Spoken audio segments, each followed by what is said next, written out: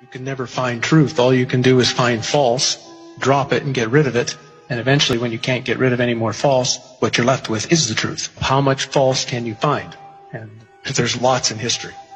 I was looking around the internet and came across the images of the 1893 Chicago World Exposition. And it blew my mind because it looked like ancient Rome in the middle of downtown Chicago. And as I looked at it further, well, here's another one in Philadelphia, here's another one in St. Louis, in Buffalo, in San Francisco, and then as soon as they were done, they tore them all down and threw them in the garbage. That just told me there's something wrong with all of these. The story of the expositions is a gigantic lie. And I think it's so huge of a lie because I think they're right at a bridge point when so many things about the 1800s that seem strange and weird, right as this sort of period ends of unbelievable strangeness, and all of a sudden these fairs spring up all over the world with impossible buildings we're talking about, which are colossal structures. Chicago built 700 acres of fair in supposedly less than 2 years. St. Louis built 1,200 acres of exposition buildings. One of the buildings in Chicago, the manufacturer's building, would house 300,000 people.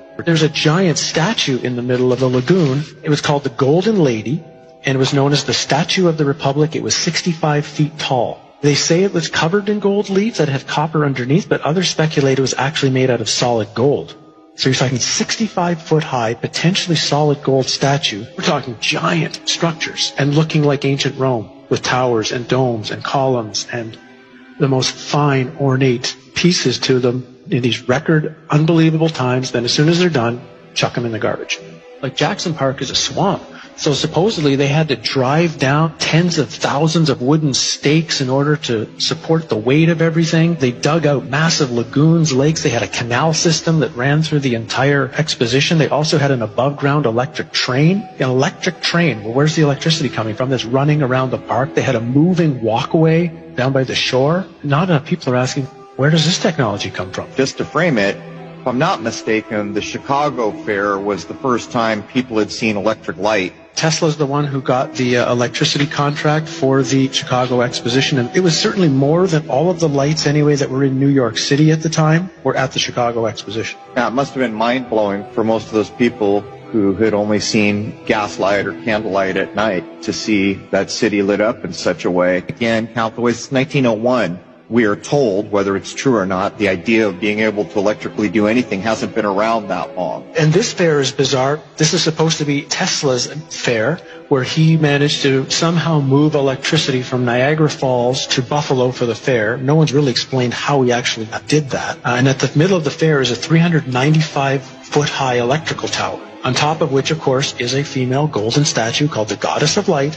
And this thing was lit up by, some suggest, 500,000 electric light bulbs. Again, when you look at the photos of this thing, it's just, where do they really get the power from? I mean, think of what it would take today if you had a place with no electricity and no way to pipe it in, the generators that would have to be built.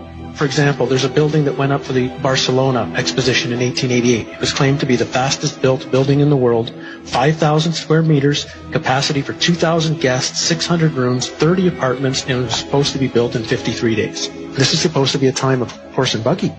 The 2-year building times are actually impossible unless the two most likely theories would be either A, they had a technology that they're not supposed to have, and it really was built in that time frame. Even if they built them, they had to build them out of marble and stone in record time, or the buildings were already there. They'd been there for hundreds or thousands of years, fixed up, refurbished, repainted, hence the term whitewashed, which is the term that was used for the Chicago Exposition, which was paint all the buildings with this brand new spray paint that they had just developed to spray paint all the buildings in record time, so you couldn't tell if anything was old or anything was new. How long did these things tend to stay open? When they built these things supposedly over 2 years, which is the narrative, how long were they there for? 6 months.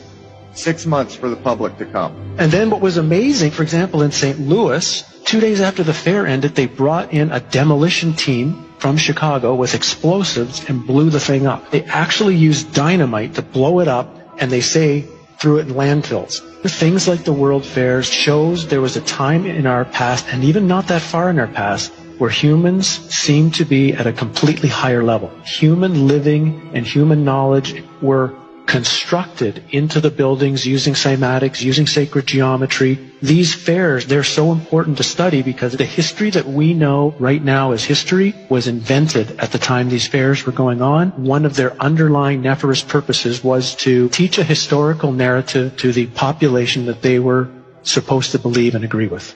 And scarily, the world we're walking into today is in some way has its origins during the time of these fairs.